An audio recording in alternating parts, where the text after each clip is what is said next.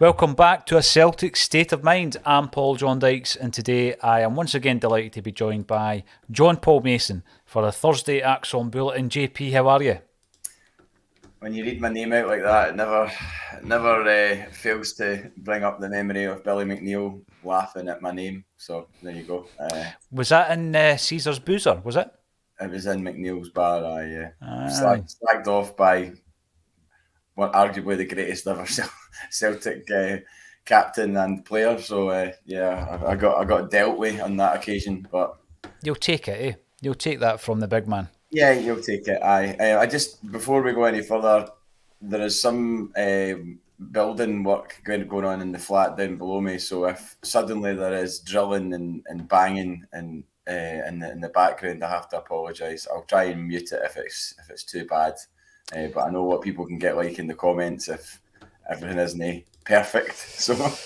Well, JP, they should know better on a Thursday that you are otherwise engaged on the Acsom Bulletin. And welcome everybody onto the comment section. Get your comments in. We will be talking about all things Celtic. We're going to be looking ahead to the action resuming after the international break. JP, it's left us maybe with a wee bit of a headache. I'm sure that Ange Postecoglou will fill us all in on the injury worries that some of us have after the international games. We'll be talking about, you've already mentioned Billy McNeil, and I was looking earlier today, back in 87 on this day, we played Borussia Dortmund away. They beat us 2-0. I'm going to have a wee look at that game because I have tended to have a look at the archives over the last wee while. I find it absolutely fascinating to look on a random day, JP, from let's say 87 or 89 or 63 or whatever. What was happening in the world of Celtic? If we had the Acsom Bulletin back then, what would we be talking about? So that's what I've been doing this week as well. But we will start off because you and I tend to have a wee chat about music from time to time, JP, if we're allowed. I mean, it's been known. As we do this, we've got free rein to talk about whatever we want, but it's not until you maybe look over the comments afterwards and you realise that it doesn't go down well with some people. So, it does go down well with some other people, but yeah, you can't help everybody. No, you're right. I mean, yesterday, Kev Graham and John Hughes were on, and John spoke at length about a doping issue within football, which I found fascinating as well. But if you watch the live comments, it was, let's talk about the game on Saturday. What's happening on Saturday? Who are we going to play? What's your predicted lineup? So you can't please everybody. But what I did find is after the live show, a lot of the comments were talking about how well researched John's piece was and how it got them thinking about the doping in football and in Scottish football. So yeah, we do cover all angles. We'll be focusing a hell of a lot more on the football today, JP. But before we do that, Coolio has passed away, and often when that happens we say our thoughts and prayers are with the family and friends of Coolio, but we do know a close pal of Coolio's in Tommy Sheridan, so our thoughts are definitely with those who knew Coolio. Prior to about 5 years ago, Coolio and Celtic, I mean, it would have been a tenuous link at best, with the title of his song Gangster's Paradise, but indeed Tommy Sheridan took him to Celtic Park 5 years ago, JP, and the rest, as they say, is history. Oh, it's one of the most random link-ups I can ever think of, because I watched the clip this morning and I forgot that it was Tommy Sheridan that was responsible for bringing him to the ground. But the line from Jerry McCulloch as he's ending the interview when he says, "I don't know what to say, Mark Wilson, straight out of Compton into the Calton, Coolio."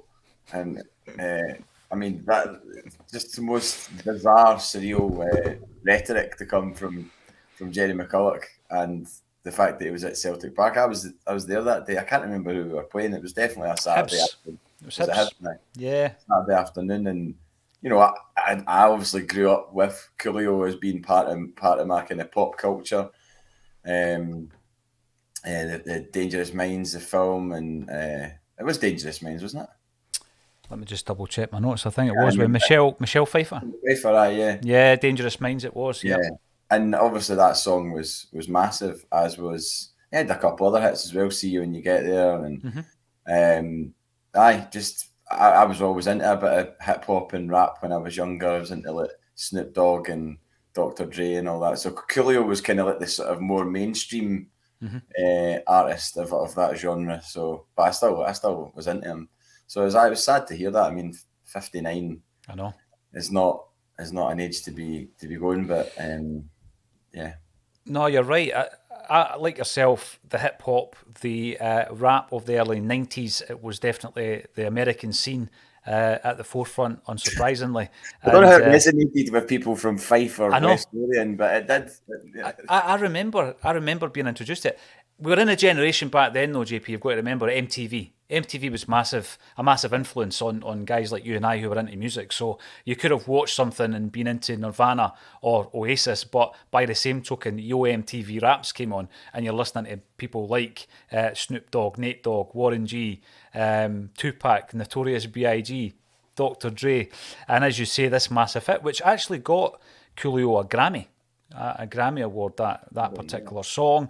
Fast forward, I think that was 95. Yeah, it was, because we were in Holland playing football, and in a tournament when Celtic were playing PSG away, and that was the night when Roll With It played over the Tannoy, and it was 1995. But I remember being over, I think it was in a record shop in Amsterdam, trying to find the CD single of Gangster's Paradise by Coolio at that point. So yeah, I remember it well. Fast forward to 2009, he finds himself in the celebrity Big Brother house, which again is a thing of the past, JP, retrospective here. It was brilliant television. That was the pinnacle of Big Brother, apart from the first two series, when it was still kind of experimental and nobody really knew. Like, it became a thing where everybody just sort of went into it to become famous, whereas the first couple of series of Big Brother, it was just it was like normal people, you know. It was meant to be a social experiment, wasn't it? How these strangers react to being cooped up in a house together. Yeah, like, you know, it was great. Nasty Nick and Craig, the Liverpudlian guy that won it, and then the series when they had to take it off air because they all started fighting. Do you remember that one with Victor? Yeah, absolutely random. But back to the music thing. Like, do you remember there was a film that kind of flopped, but the soundtrack was absolutely amazing. It was called Judgment Night. Do you remember that? The film. I think the film had Emilio Estevez, Ice Cube, maybe Judd Nelson, and the soundtrack paired up like indie or rock bands with hip hop artists. Right. So you had like Cypress Hill and Teenage Fan Club and Onyx and Biohazard Therapy. You know, were on it as well. I just got obsessed with that soundtrack. I used to listen to it all the time because it was a crossover of like the two worlds of hip hop and indie and rock, and it was brilliant. I'm probably forgetting even better things that were on it than what I've just mentioned, but I think it was the soundtrack is fondly remembered by those that can remember that particular time. Maybe there's not a lot of folk watching this that will remember that, but there you go. You can dig that out. I definitely will. But you're talking about a crossover, and Teenage Fan Club did a single with De La Soul, didn't they? You remember that? That's it.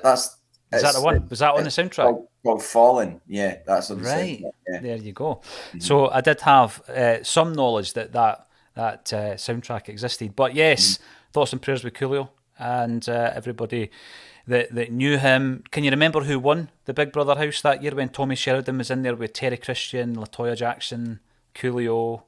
You remember who won that?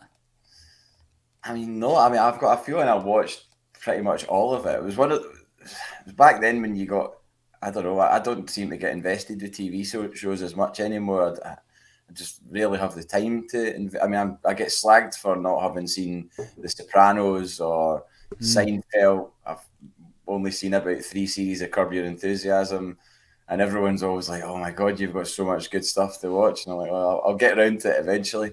But back then, I used to watch all of Big Brother's, you know, the whole thing. So I genuinely can't remember. Well, if you were a Shooting Stars fan, it was Ulrika Johnson that won it. Yeah. Year 2009. Where is she now? Who knows? We'll be asking that about some of the players that are going to be getting mentioned. But we will be talking about this weekend's game. Celtic are back Saturday, 3 o'clock. We will be on, and I will be on the show with this man right here, Ewan Boy Martin, who's coming into the studio for, I think, his third appearance on a Celtic State of Mind. So I'm looking forward to that. And anyone else who is in the area that fancies popping in to say hello, then feel free to do so. I've ran with this tag line for a couple of reasons, JP, which will become clear as we run through the various topics of conversation today. We're coming off the back of a 2-0 defeat against St Mirren. So with that in mind, you think there may be changes. There was plenty of changes for that particular game. We've got the international break that we're going to be talking about, some of the concerns for players coming back with injuries, and it leaves the door open perhaps for another Celtic Park debut, this time for Oliver Abildgaard. I think that's how you pronounce it, correct me if I'm wrong. Would you throw him in at the deep end, as it were, when we basically need to get back on track after the first defeat in a year? No chance. No, I don't think this is a game where we can take any risks. And just on that, what was the last game Celtic played before the Shakhtar Donetsk game? What would have been a league game at the weekend, wasn't it? Because we played Shakhtar, then we played St Mirren. I need to check that because whatever the game was before Shakhtar, if it was a home game, was the last game I was at. Because it feels like, so I've had like a even longer hiatus of not being at a Celtic game. So everyone's kind of moaning about the international break and how long it's been and everything else. But I was away for the Shakhtar game and the St Mirren game, so didn't get. Well, what happened was that was the game, Celtic versus Livingston. It was postponed. Yeah. So before that, it was Real Madrid, and so the last game I was at was Real Madrid. The last time I watched Celtic was Real Madrid. So my international break has been extended by a couple of weeks, really. But yeah, just going back to the team for Saturday, I don't think there's any way you could possibly play. You know, I know McGregor has played all 3 Scotland games. Did he play like the 90 minutes in the Scotland games? Well, I was going to ask you that, to be honest with you, because I was otherwise engaged in the final match, so I was kind of just keeping an eye on it on social media rather than watching the game. I was at work, so it was on in the bar in St Luke's, but you can't just go and watch a football match while you're working. I don't know if anybody thinks you can do that when you're working a gig, but you can't. So I saw, snapshots of it.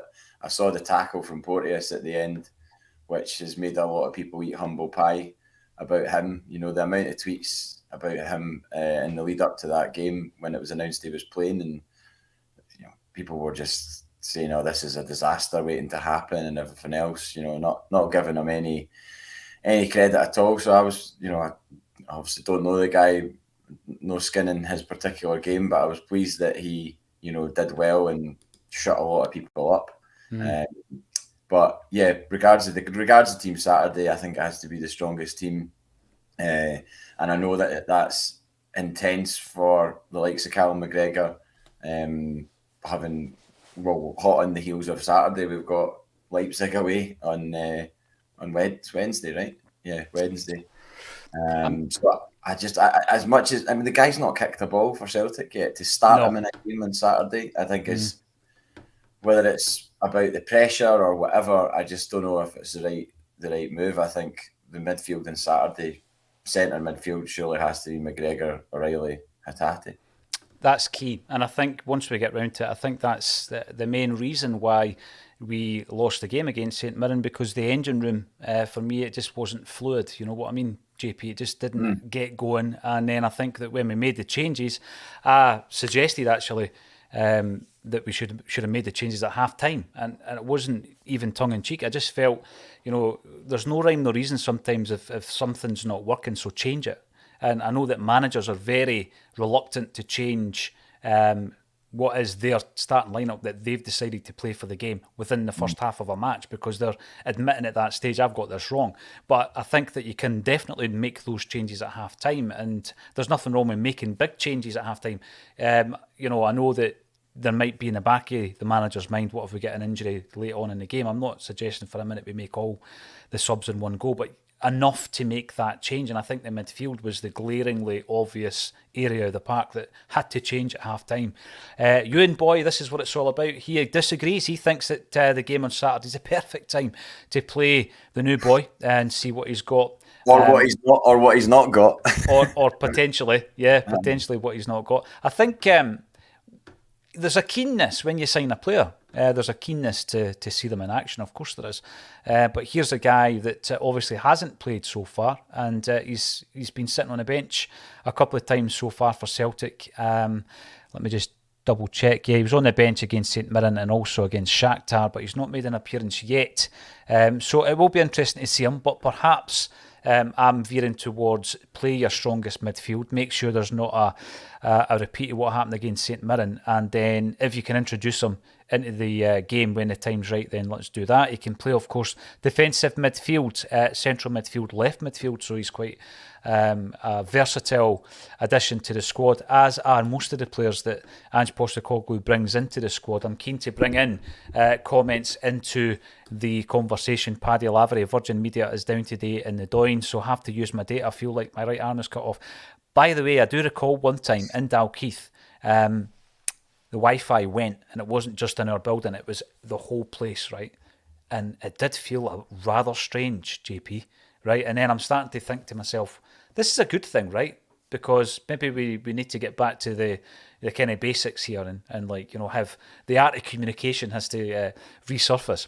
So obviously I gave it an hour, then I realised that we've got a Acsom Bulletin to go out at 12:30. So I ended up jumping in my car, driving, right? In my mind, 10 minutes to the next place where I can get a signal, set it up on my laptop, use my phone as a hotspot, all this kind of stuff. And I'm not joking. It was as though, the world was going to end. Everybody was trying to leave Dalkeith at the same time because the Wi-Fi signal was down. I'm not even kidding you, right? It was bizarre, but a stark reminder of how much we have come to rely on these devices that you carry about with you day in, day out. But thankfully, Paddy found a way to get involved. The chat wouldn't be the same without you, Paddy, so thank you very much for that. Gary McLeod is throwing something into the chat here. Always enjoy the Thursday music chat. Well, you're always guaranteed a bit of that, Gary. But favourite film? I would say Jaws, Godfather 2, or Dead Man's Shoes. Well, I love Dead Man. In fact, I love all those films, but Dead Man's Shoes, love it. Superb. That's remarkable that he would choose those three films because, I mean, Godfather... Are they your top three? Are they your top three? Not top three, but, I mean, top 20, I would say. Then Jaws is number one by a country mile. Dead Man's Shoes is in the equation for top 10. Godfather 2, I don't know if it gets in my top 10, but it definitely would be in my top 20. But three amazing films. But Jaws, by far and away, is my favourite film of all time. I've not seen it for years. I'm completely obsessed with it. Seen it in so many different kind of scenarios. We went to see it at the Royal Albert Hall with the London Philharmonic Orchestra playing the soundtrack live. That's next level. 2 weeks ago, it was on. It was a special release. It was released in IMAX, and it was also released in Real D 3D. And I went on the Friday night. I went to see it in IMAX in Edinburgh, and then the Sunday I went to see it in Real D 3D in Glasgow at the St Enoch Centre. Geek, you might say, but it was one of those ones where it's not going to be released at the cinema like that again. You don't get to see Jaws in IMAX every weekend. I don't think there's any such thing as a geek anymore, JP. I remember back at high school, the geek was that geek, right? But now it's been embraced. I think the internet has allowed us all to show our inner geek without a shadow of a doubt. We'll wait for the comments on that. Right, no problem. But I was going to say, actually, if you're into your film, a recommendation for me on YouTube would be GQ are doing a series on iconic characters, JP. So they'll bring in an actor and then they'll run through the iconic characters throughout that actor's career, and they'll give you a wee bit of insight into how they prepared for the parts and everything. It's brilliant, right? It's got all the big names in there, Pacino, De Niro, they're all in there, right? It's superb. You've got to watch it because I do spend a bit of time on YouTube looking for inspiration, for ideas, JP, both for our channel on YouTube, but also for the live Anybody who's got tickets to come and see us in Gracie's will be, I think, maybe surprised at the live event that we've got in store, because it isn't going to just be people sitting on a stage talking. There's going to be some elements to the night that are a wee bit different, a wee bit more interactive, and it's going to be very enjoyable. But you've got to do that. You've got to find inspiration from other YouTube channels. And obviously Celtic recently did their Tart and Taste Bud challenge with the Japanese imports, and they also got a band in called Gun to do an unplugged session. So you're welcome, Celtic. We know that obviously you're big Acsom fans, so you're welcome for that. No problem at all there. Kevin Graham in... he is Kevin Graham Poet, R.I.P. Gangsta Paradise. Yeah, I love that song, and it's a shame someone leaving us so young, and our thoughts are with Tommy Sheridan and everybody else who were close to Coolio. Jerry McCann. I met Coolio and Tommy at Parkhead. Love the guy, rest in peace. Absolutely. That was a game, I'm sure, when Brendan Rodgers was the manager of Celtic, Neil Lennon was the manager of Hibs. You mentioned Ryan Porteous earlier on. Wait, was that a draw that day? Was it 2 each? Yeah. Aye, that was a draw. That was the day I put on my 20-year high school reunion. That night? Yeah. I booked a venue in Turficking and put on a 20-year high school reunion. Managed to get about 60 people out of my year to come. That's impressive. Well, I mean, 60 people. Some a girl even flew from Spain for it, and that is impressive. It was that is like ball and goalie level of dedication to the cause. Flying in for Spain, JP, for the reunion. I mean, obviously she's from Bathgate, but she lives in Spain now, and I remember being completely blown away by the fact that she'd come, and people came from England as well, and got a really nice message from a guy that I never even really spoke to at school the next day, and he just messaged me on Facebook, and he was like, "Just want to thank you for doing that last night, JP. It was best night out I've had in ages." And I was like, "Wow, that's really cool to get a thank you like that." It was unexpected, and it was just a really good night. I had video camera footage from the last day of school that I took my mum's video camera into school and filmed. Brilliant. About half an hour of footage on the last day at school, and a lot of people either didn't remember that I did it, or if they did, they certainly wouldn't have expected me to have the footage and have a screen on the night and a laptop to show it. And I showed the footage on the night of the reunion, and it was, I got hairs in the back of my neck thinking about it, because people were like, there was all like girls like seeing themselves at 17 and like screaming and all that. It was brilliant.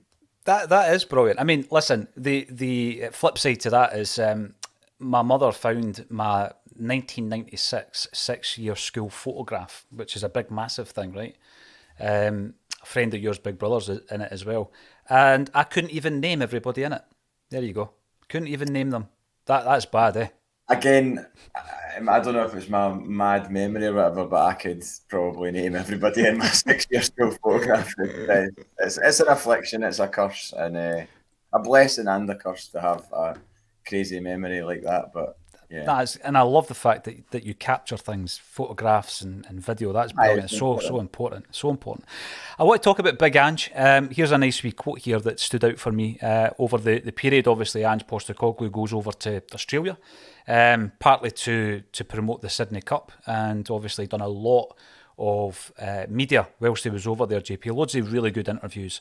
But this is a quote that stood out. He's talking about us, the Celtic fan base, and he says they're not supporters. He's trying to explain to the Australian media over there the difference between what football means to fans over in Australia versus what it means to Celtic supporters. And he says they're not supporters. The football club is an extension to them. They're family. We lost our first game in a year, and I can tell you they're not too happy about it. A couple of things about that. I love the fact that, it's becoming a bit of a cliche. Ange gets it. We've heard it a million times, but he actually, he genuinely does get it, JP, right? And he doesn't get it in the same kind of way as people coming into the club, kissing the badge, all that kind of nonsense, right? He actually gets it. But at the same time, at the end of that, he's mentioning the defeat. And what comes across to me as being abundantly clear with Ange is that what you and I are feeling, this frustration during the international break that Celtic have kind of signed off with a defeat, first defeat in a year, that's going to frustrate and annoy Ange Postecoglou is as much, if not more, than it's going to annoy everybody in the comments section, everybody that's tuned into Acsom since that defeat. And you get the sense, or I certainly get the sense, and I want to know if you're the same, that he's the type of guy that would just not allow the complacency to creep in.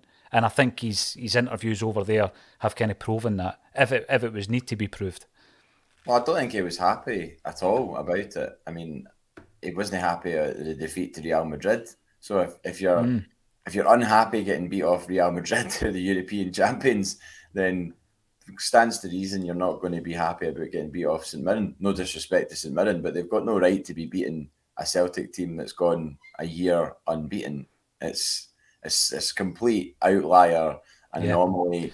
And as I said before, whenever we lose one of these, unbeaten records, it always seems to be spectacular. It's never a close run thing, like the Tynecastle 4-0 after 69 games unbeaten under Brendan Rodgers, and we get absolutely hammered 4-0 at Tynecastle. It wasn't even as if it was a gallant sort of last minute winner or a battle of a game. We got hammered. So the St Mirren game, and the fact that it's such a long time since it feels like ages ago that happened. It's not that long ago. It was only 2 weeks, but it feels like ages ago. And not having an immediate platform to bounce back. He's away in Australia, and although he's the other side of the world, he's still probably thinking about it. Yeah, it's the other side of the world for the first time in 3 years, and he's bringing that up. And I don't think he was bringing it up for show or anything like that, to sort of make it look like he was bothered. I think he genuinely, like you said, was bothered. And you want that to be the case with your manager. He defends against the club. He said in one of his first interviews that he would do everything to defend the club and to protect the club. And the fact that we lost a game like that will have played on his mind, I'm sure. And he'll be laser focused in making sure that we, get the 3 points on Saturday to not right the wrong, because we can't right the wrong, but we can. The only thing you can do in your next game is bounce back, and yeah. Well, the comments that he made, right, and I'm going to relate this, JP, to yourself included, those who have an English team, right, and there's been periods in my life where I've liked Man United. I liked Man United when Brian McClair signed for them, because McClair was a bit of a hero at Celtic Park. He signs for Man U, and at the time I'm buying Match, Shoot, Royal Rovers every week, and there's a lot of English football in it, so you start focusing on Man United. And obviously he teamed up with Mark Hughes, who signed from Barcelona, another favourite of mine. But at no point, if Man United got beat, would it affect my emotions. It wouldn't affect my mood. It wouldn't bother me, if you like. So you could have an affinity to a club, and I also like Liverpool because of various reasons. I'm a fan of Liverpool, but no, I could never call myself a fan or supporter, if you like, because if they get beat, it wouldn't bother me. Whereas what Ange was talking about there is the football club is an extension to them, their family, and it's true. It's if Celtic get beat from St Mirren in a coupon burster, as you would call it, it does affect you for that the entire time it takes for Celtic to get another 3 points on the board for us to go out against Motherwell and hopefully win that game. And I think that is why I've always kind of like tussled with this idea of having another team that you support, because I just don't. I couldn't claim to support another team because no other team would affect me the same way. And by the way, I'm a bit like that when it comes to international football as well. You're not affected by it. You don't feel. I'd rather Scotland won, but if they didn't, I'm not waking up the next day gutted. But I am when Celtic lose. I was gutted. Really gutted when we didn't win the playoff for the World Cup, just because it's been so long. I remember speaking to a guy that I worked with at Tesco, and asked him. He was a Rangers fan, and I asked him about the fact. Well, no, this was when we beat Serbia, and qualified. And I was like, oh, did you see the football Was that last the night? game with Christie with it in tears and that? Yeah. Yeah, And yeah. this is a Scottish guy, by the way. And I asked him about it, and he went, nah, didn't watch it. And I was like, you didn't watch one of the most crucial international fixtures that it's been for the last 20 years to qualify us for a tournament. He's like, nah, I didn't watch international football. He's like, amateurs more my thing. Like, I like watching the amateurs on like a Saturday or a Sunday. And I just thought that's such a strange bit. I mean, I know, obviously, you're not going to watch every single international game, but one of that magnitude, when you've got guys on the pitch in tears who are representing the country in the sport that you are a fan of, Yeah. but you don't watch it. I find that bizarre. But the Manchester United thing with me, I was born in Manchester. I'll say it out loud. I'll say it.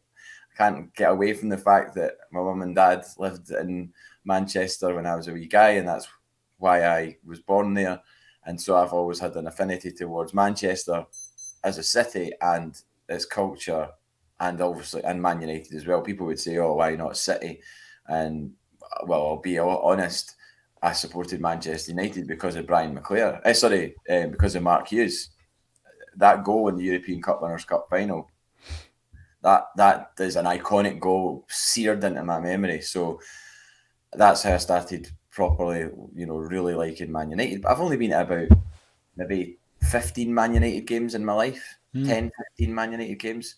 So I've never been ingrained and entrenched in Manchester United, going week in, week out, going to see Man United away at, Norwich on a Tuesday night or something like that. I've never had that experience. But when you've been to so many Celtic games and you've been in the or it feels like you've been in the trenches with Celtic, you've experienced the highs and lows of being a Celtic fan, that there's nothing is comparable to that. You could say you've got as many, I like St. Pauli or I like Barcelona, but I love Celtic. That's a Simple as difference. that. That's a difference. By the way, talking about Man U there, I think it was 89. I was at Old Trafford for a Man United game, but it might have been about 91. There's a great bit of footage, right? Look it up on YouTube. I think Man U are playing Leeds United, and Brian McClare runs over to the touchline, and there's a wee bit, I think they're just arguing over a throw-in or something with a Leeds United player, and the two guys sitting in the front row of that particular stand are John Squire and Manny. They're just sitting at the game, JP, and there's Brian McClare, who obviously later on became really good pals with Manny, right? But it's just like an incidental moment of a football game from the early 90s, John Squire and Manny. I'm thinking to myself, they should have been in recording that second album rather than watching the football.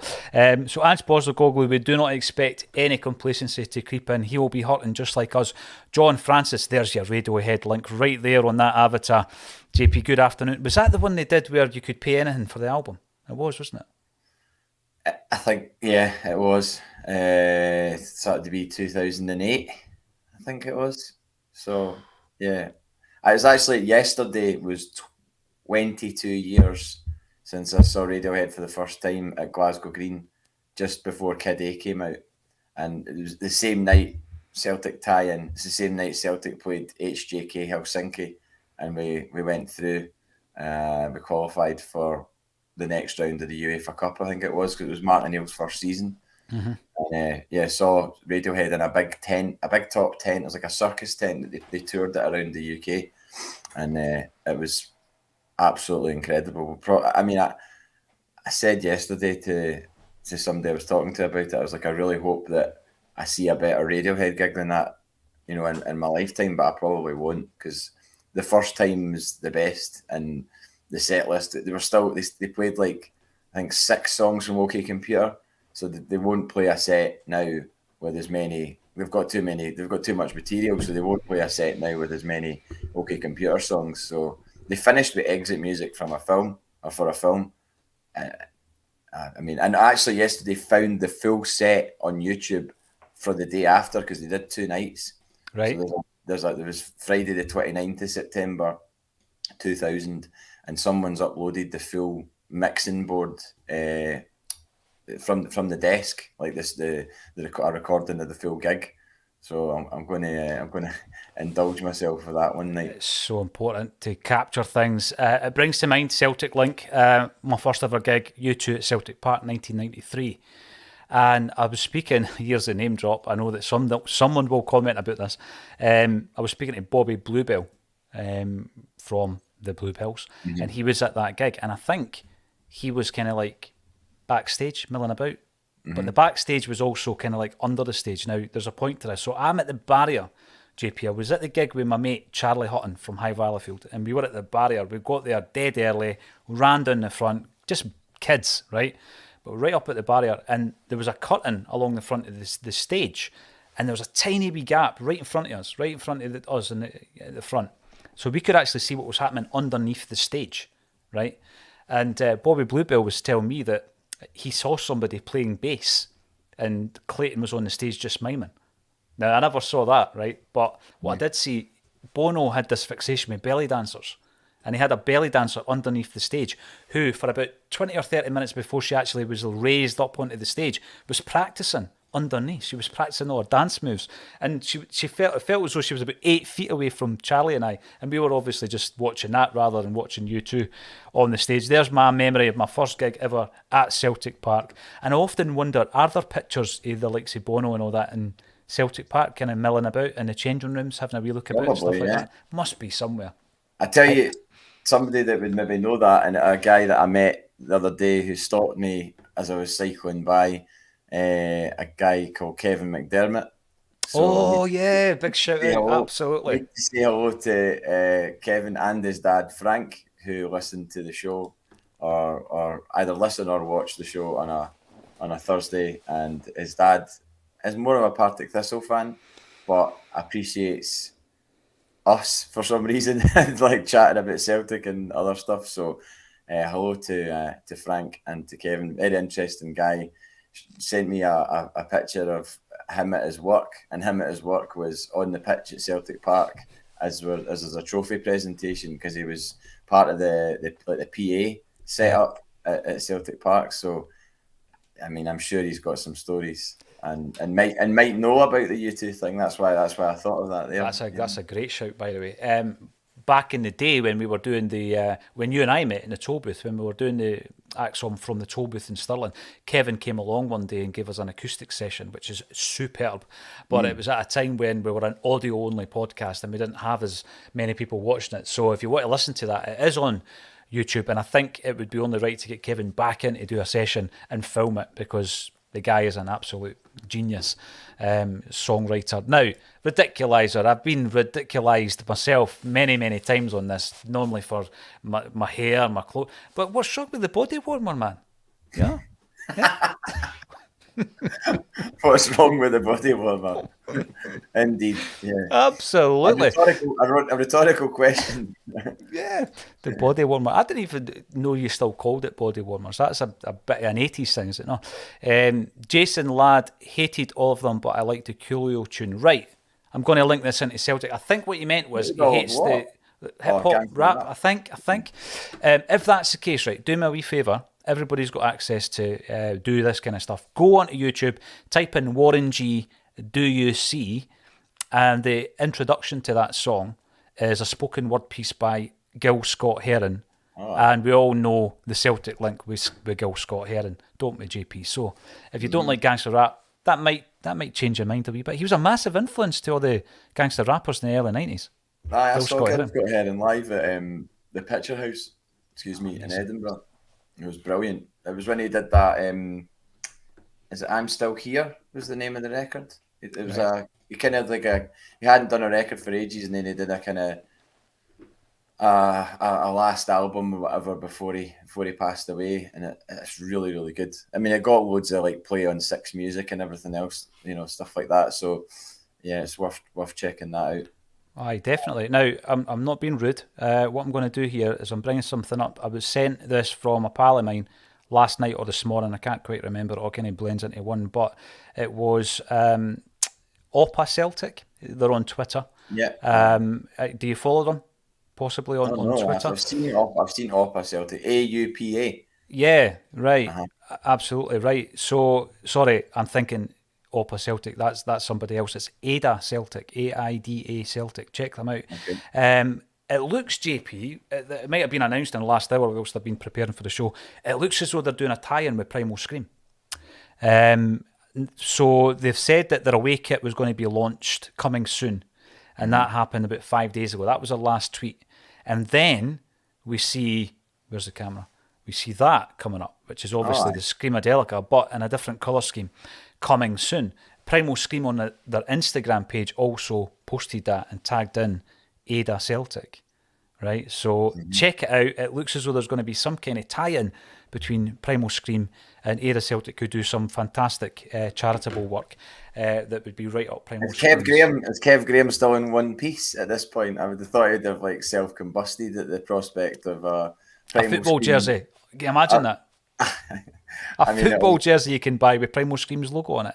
It's an absolute perfect way. But obviously, other bands have done that, haven't they? Mogwai done it for St. Roch's, for the school.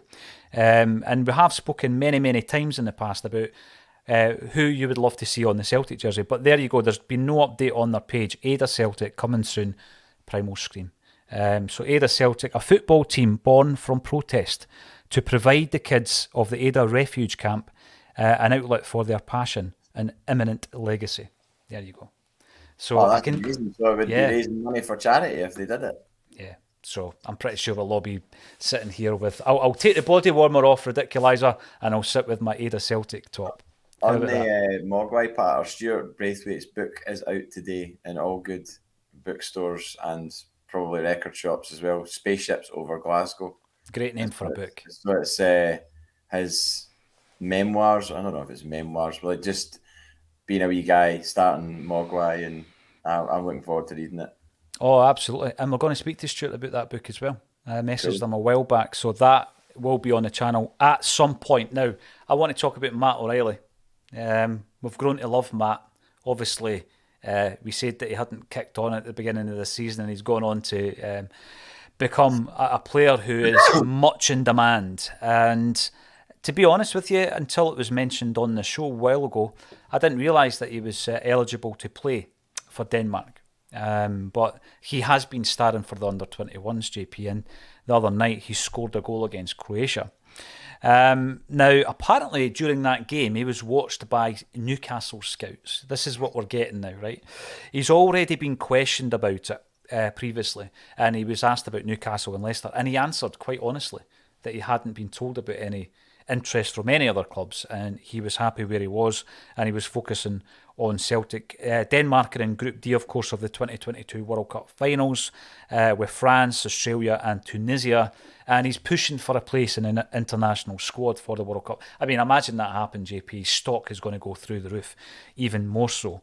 But I'm sitting here, and obviously I've got my green tinted specs on. I don't think January, let's say, is going to be the right time for Matt O'Reilly to make any kind of move.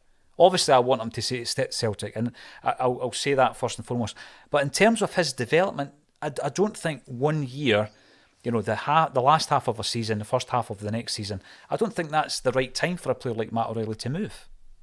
I'd be shocked if that happened in January. Yeah, I would as well. I mean, it depends what sort of money's put in front of on the table for him. I don't know what sort of...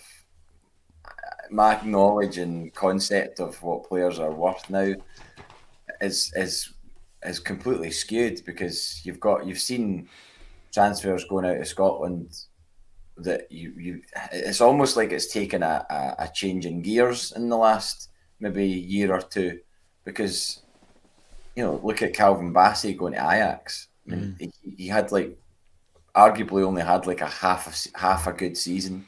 Or really a great season, obviously got to Europa League final, but to go to Ajax for 18 million was pretty wild. And the Nathan Patterson transfer as well.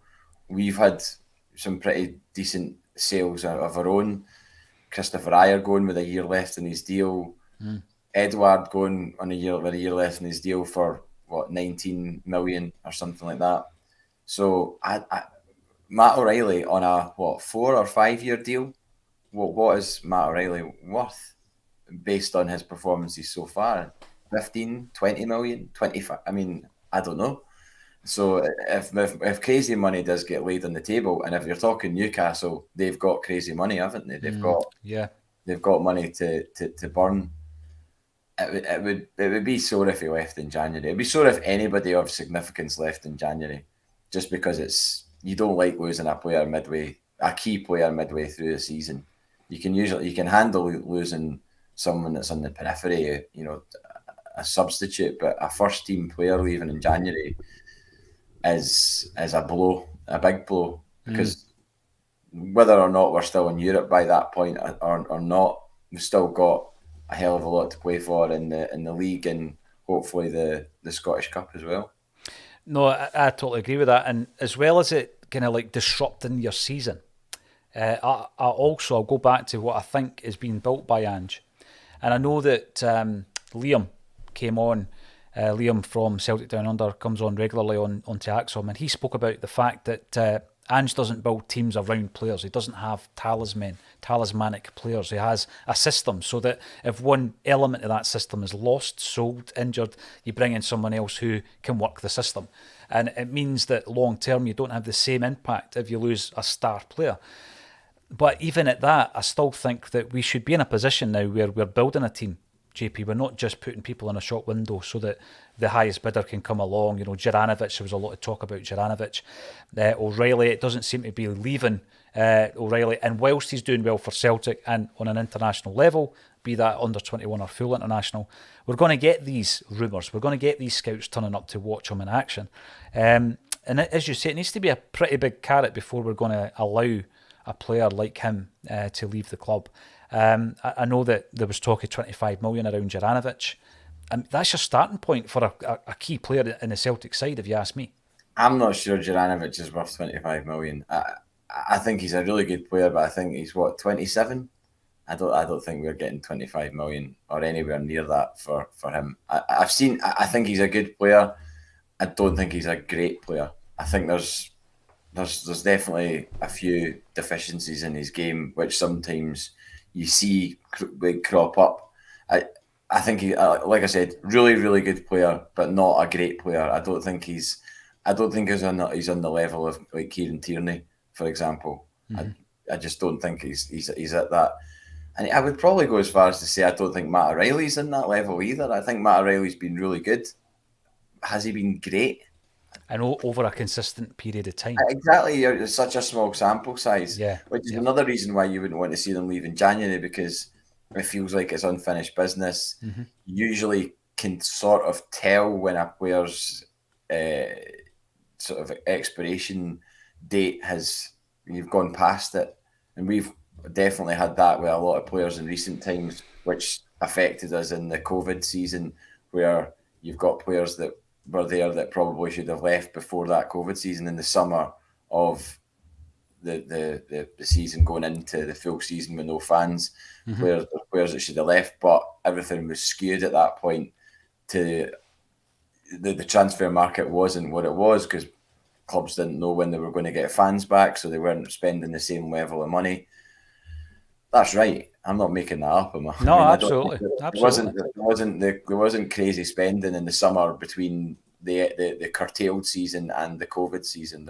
People were being cautious, absolutely, right. JP. And the thing is, what is quite refreshing, if you follow me on social media, you'll know that my latest project, Squared Away, it's at the publishers, it's away to get printed, in my book that has taken me 7 years to write, JP. But I'm talking about the COVID season, and it brought it to mind when you just used it like that, because we're now talking about that in the past.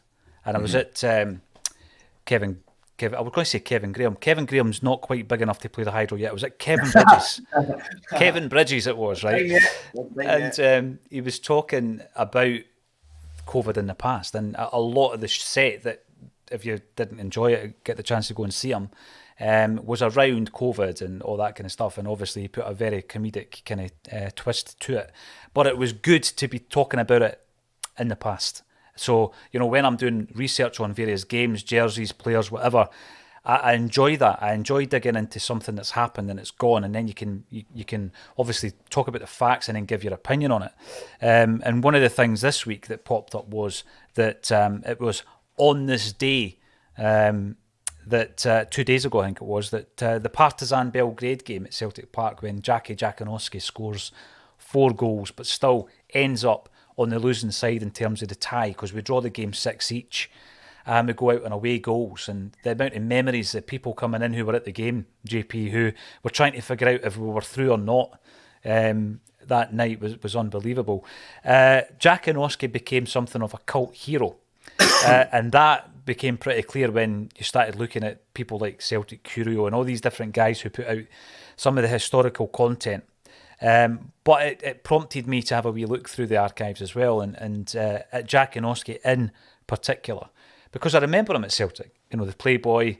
There was that video footage, which I've got on one of my old videotapes, by the way, that I taped off the telly, where STV, I think it was Jim White, turns up at his house with a birthday cake to wish him a happy birthday. I think he was turning 27 at the time. And instead of answering the door, the STV crew are, I think, about to leave, and he comes walking down the street as if, I'm not going to answer the door while you're there. And he's presented with this birthday cake in the street. Can you remember this? No? I don't remember that. No, I do remember Jackanoski, and I was, kind of enamoured by the fact that there was a Polish player playing for Celtic, because my grandfather was Polish, so I thought it was pretty cool that Celtic had a Polish striker, and any other Polish players that have been at Celtic since, I've always sort of extended an affection towards, obviously Boric being at the top of the top of the pile on that one. Did you see we've done pretty well, though. We've done pretty well with our Polish imports, because at the time of Jackanoski, the end of that story was there was a reason he didn't want to answer his door, because somebody was in his house that shouldn't have been in there. Darius Dovcek, the left back, obviously signed at around about the same kind of era as Jackanoski. They played together for Celtic. And you also had Magic Zarowski as well, Artur Boric, Paweł Brozek. Less successful, I would say, yeah. Probably the least successful one.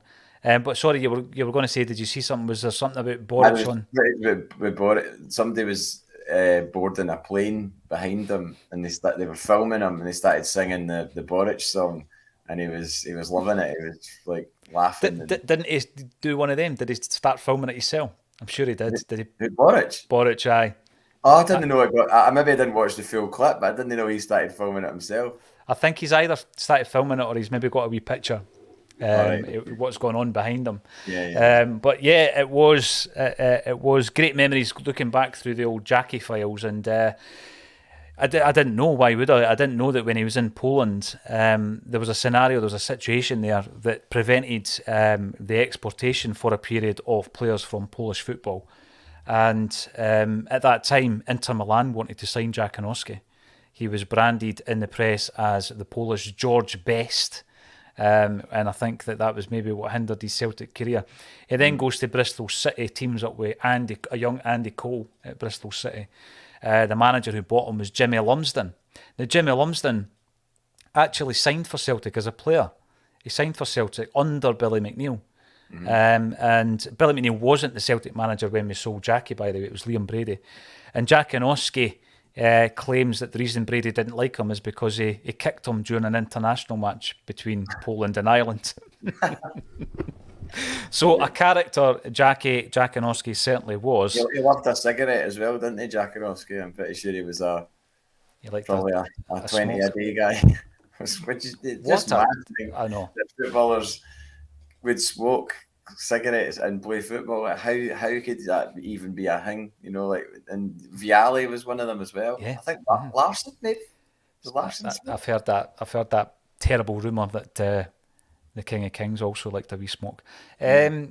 Giuseppe Signori was a smoker as well. Remember him for Lazio? He was a great player. But on today, in 1987, Celtic were lining up to face Borussia Dortmund away.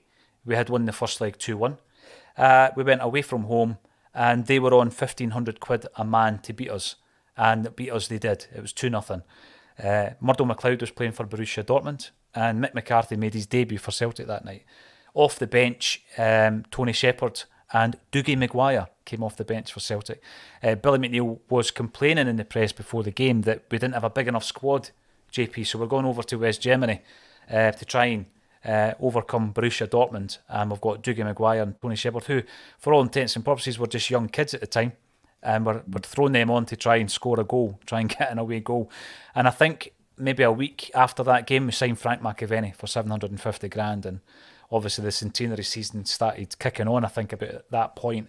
But it's always interesting to look back. Murdo McLeod did an interview in the Daily Record that day or leading up to it. And they were talking about the derisory offer that Celtic had made him the previous season to stay at Celtic. And he's obviously went over to Germany and become a huge success with Borussia Dortmund. Can you remember that game? Centenary season, 87?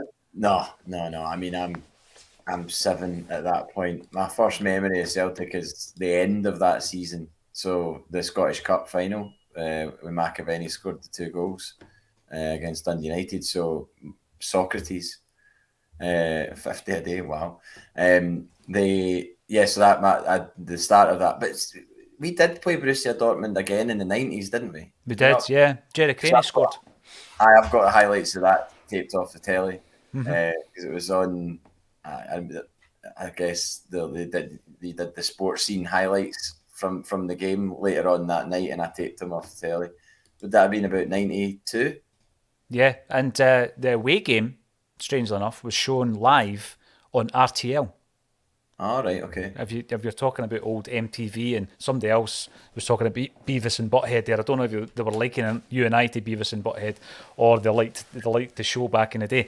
But obviously on like channel 376 or whatever, RTL was there, and they showed that game live. They also showed the Cologne game, the away leg, live, 2-0. Yeah, well, speaking of away legs in Germany, I looked into going to Leipzig, but it was too mental. The prices, the flights are wild, and I've got quite a lot of work on next week, so it was also, even if I could have made it work, it was tight for time to get back on the Thursday. And I'm gutted because I've never been to Leipzig, the ground.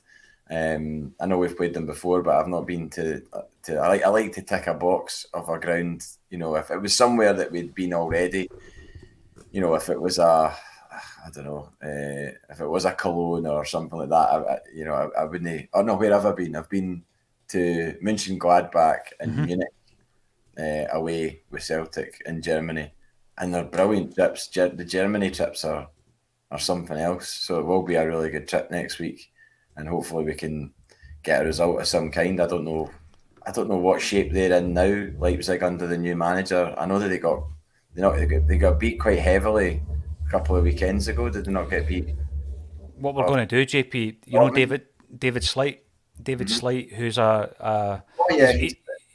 he's a regular contributor over the piece. He's been on the show irregularly, rather, on the show. He is part of the WhatsApp group, but he is going to come on and give us a lowdown because he's a keen German football fan, and he goes over there on a regular basis. So he's going to give us a lowdown on our opponents over the next week or so. I just want to bring this up, right, because I'm not being funny, Crash Awesome, but we could go on about our high school days even more. And you know what I might do, JP? I might release the video, my free kick that I scored when I was at high school. I might put it on social media just for you, Crash Awesome, so that you can enjoy the free kick. Must have been, 35 yards, JP, with the Adidas Predators, man.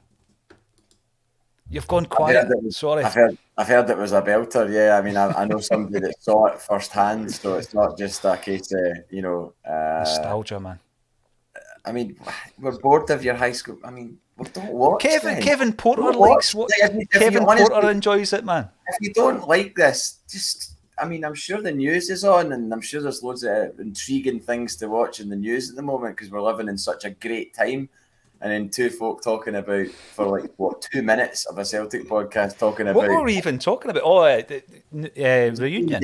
The 2 each game. And by the way, that game, I'm pretty sure John McGinn scored for Hibs in that game. Maybe even both goals, if I remember rightly. I'm pretty sure it was. I remember, right, here we go. Here's your glory days for you, right? I remember being at Celtic Park, and we played St Mirren, right? Tommy Craig was the manager of St Mirren. Remember, he took over from Danny Lennon. I don't think he lasted that long. But he was a manager. Obviously, he's linked to the centenary season that we've touched on a couple of times today already. And I had the opportunity actually to speak to Tommy Craig before the game. And he told me that I had to keep my eye on a young player who was playing that. It wasn't his debut, because Danny Lennon gave John McGinn his debut, but I still think he was 17 at the time. He says, you've just got to watch John McGinn. And so I did. You know, I paid particular attention to him, and he was superb. I mean, he ran the midfield that day. He was up against Stefan Johansson, I think it was. And in fact, I think, you know, ironically, Johansson scored the winner that day, I believe. I'd need to check it. But that was my first showing, my first time I'd ever seen John McGinn. And at that stage, I thought to myself, why don't Celtic buy a player like that? Why did he have to go to Hibs?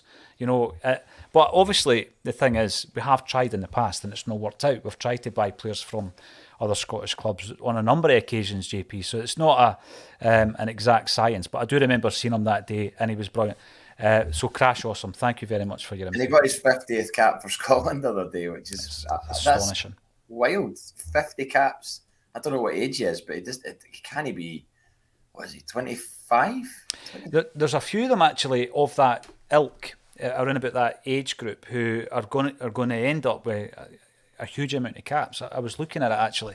So you've got, I think there were two players, was it Fraser and Dykes, who both got their 25th cap the other night. And then there's a group of players, like you say there, like McGinn.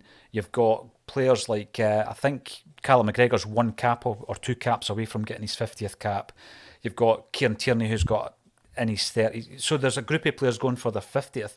Then you've got a group who are probably touching 75 caps, JP. So I think that over the piece, Stevie Clarke has, you know, gradually built up a real core of players that he's going to stick with. And there'll be a few that come and go depending on form, etc. I said earlier on about international football, I've obviously got an interest in it. It just doesn't hurt me when the team doesn't win, like it hurts me when Celtic don't win. There's a few things that... He's 27, by the way. I just looked it up. John McGinn. Is he? So that was 10 years ago that I spoke to Tommy Craig. Wow. There we go. Look at this. Acsom, simply the best. Bar none. Hail, hail. If you think questionable choice of words in the that's why Brian McClare requested that Man United change the tune over the tannoy to "This Is the One" by the Stone Roses, because previous to that it was simply the best by Tina Turner. If you do think that, if anybody else thinks that, if anybody appreciates what we do, there's a wee link underneath the video if you want to vote for us in the Football Content Awards. And while you're in there, why not vote for Natasha Meikle as well? She's up for an award for Best in Women's Football, so that would be much appreciated. Hopefully JP can join me when we go down to Manchester. You know, a wee walk down memory lane for yourself, JP. And that is going to be coming up on the 16th of November. We do have a gig coming up in January where I'm pretty sure I'll see a few of the faces for real that pop up in the comments section. Maybe not Crash Awesome, though, eh? Well, Crash, come along, and we can talk about the glory days. It is sold out. I'll be announcing the guest very, very soon. I spoke to him the other night on his phone, so I will be announcing the guest very soon. And we'll be doing them on a monthly basis. So if you missed out on a ticket this time round, you can still click on the link underneath the video, leave your details, and we will let you know when February's gig is released as well. Anything else to talk about, JP? I think that's about it. Voting, tickets... Yeah, and the charity single will be played very, very soon. We're working on the final mix to the charity single for the Acsom Weekender. That's very good. That's coming up as well. JP might have heard a wee snippet of that. So thank you, everybody. Every single one of you for commenting in the comments section. We really appreciate your input. And thank you once again to JP Mason for joining me on A Celtic State of Mind. Cheers, Paul.